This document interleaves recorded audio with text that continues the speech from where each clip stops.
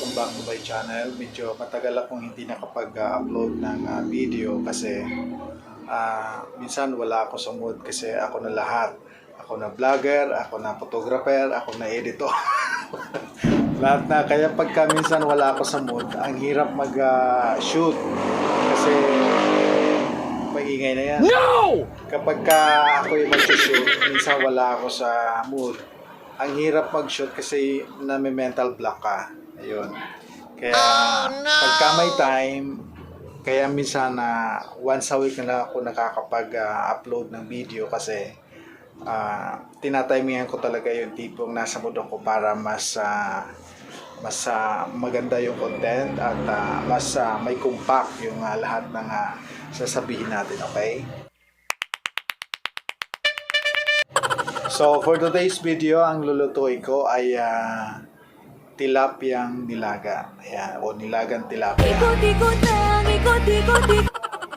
Simple lang kasi wala nang oras, tanghali na, alas 12 na. So, sisimple lang natin at yung pagkaluto ko ay yung pamandalian lang yan, just 10 to 15 minutes, luto na agad siya, okay? So, ngayon luto na tayo.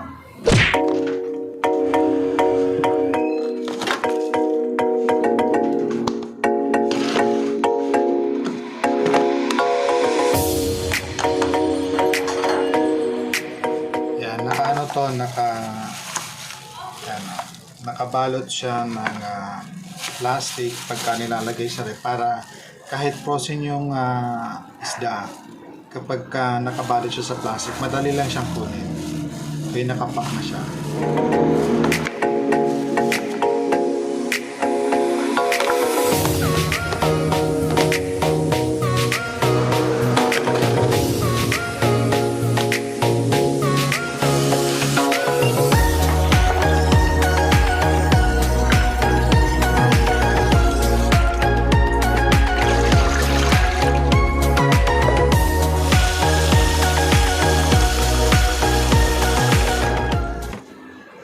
Natin gagawin ay magpapakulo muna tayo ng tubig, okay? Tamang dami lang. Tapos, lagyan natin ng konting asin. Antayin natin siya hanggang sa kumulo, tapos lalagyan natin yung mga sangkap. Ganun lang, napakasimple lang ang pagluto ng isda.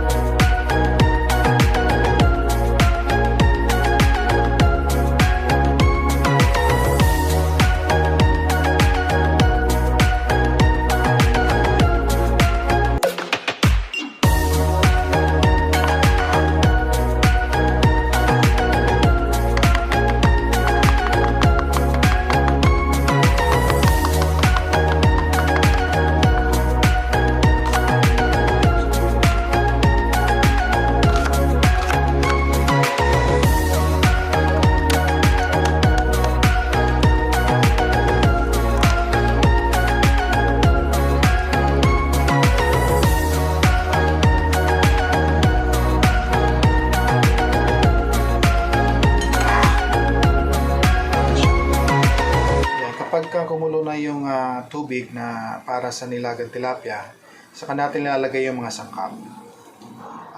Lagay yung bawang, sibuyas, siling green, yung ginger, at yung kamatis. Ayan. Sabay-sabay na yan kasi ano lang naman yan. Lalagayin lang natin hanggang sa mag-dissolve yung kamatis. Ayan. Tapos lalagay na rin natin yung tilapia. Isda.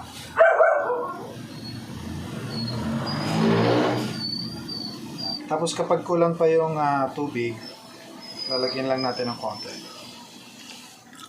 Ganyan lang. Okay? Yan, antayin na natin siya hanggang sa kumulo. Tapos pagka kumulo, titimpla na just take few minutes, luto na yan. Mga 5 to 10 minutes. Medyo matagal lang kasi nagbablog ako. Pero when it comes to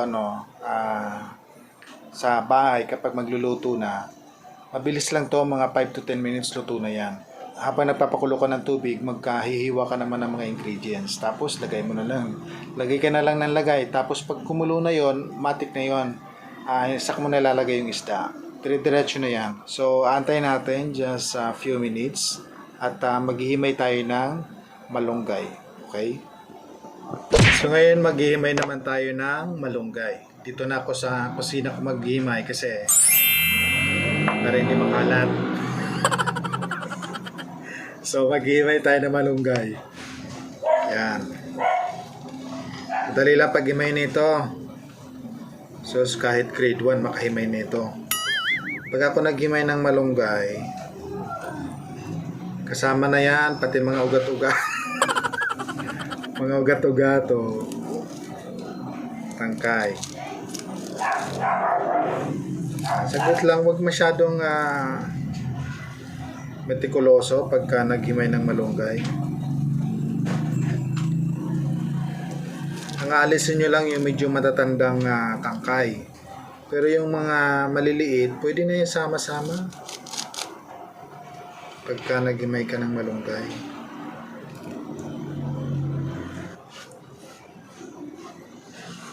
So pagka ganyan na, yan. Tapos igaganyan natin. Yan, para makuha na yung pinakang masaysing ba? kung sa Bicol, masaysing. Yung mga matatandang tangkay. Yan, pag naalis nyo na, madali lang. O, di ba? Napakadali. So, ilalagay na natin to sa isda. Okay? Ano natin yung isda after 5 minutes. Ayan, di ba? Tapos, sasangkapan na natin siya.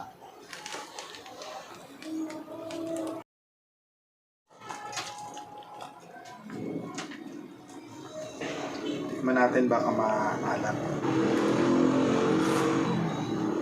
Si Ram sana. Malamsay pa. Kaya natin ng konting asin. Ayan.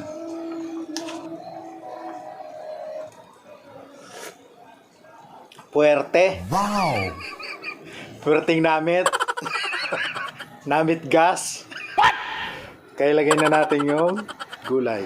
Yan, lagay na natin yung gulay. Wala nang hugas-hugas.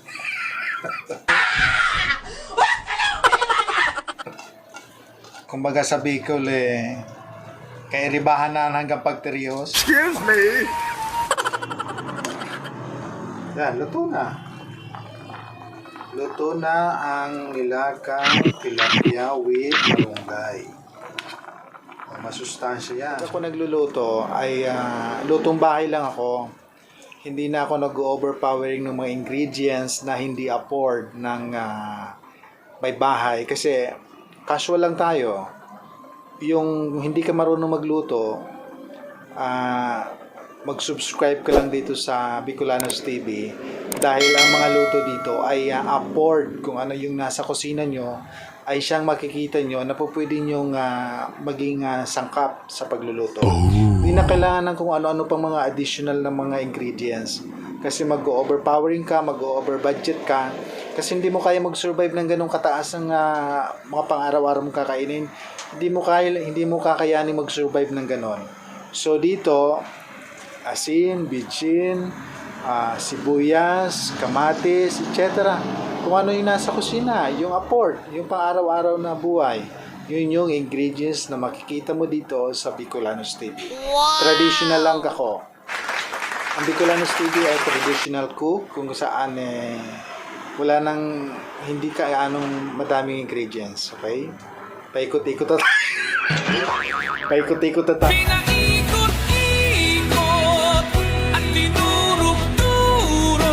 Kakaintindi ka ba? O mag-subscribe ka na, ha? Okay. So yan, luto na. Ngunyan, namitan tang kung ano ang lasa. Yan. Namit otro. Maubos na sabaw. Saka na namit. Siram. Wow! Yun ang namit. Sa mga nagpapasuso, may mga aking sadit, ay puwerte ang malunggay. Ay na tayo.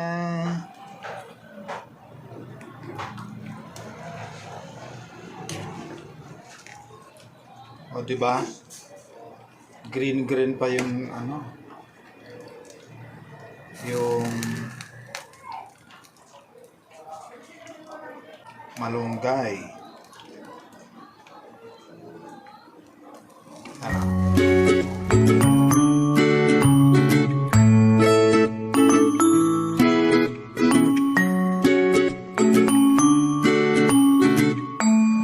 So, paano? Ako ay kakain na, ha? Bye-bye.